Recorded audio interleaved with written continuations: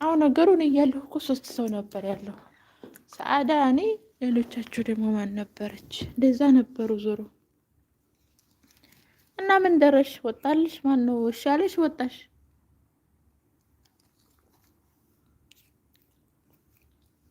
አሎ አሎ አሎ፣ መርሓባ።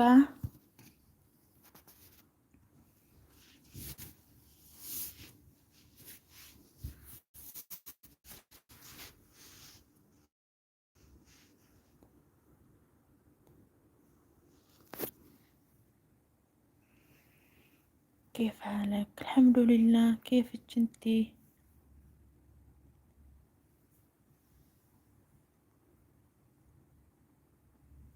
ሰአዳ ነበራት። ኢሞዬ ግን አልደወለችም።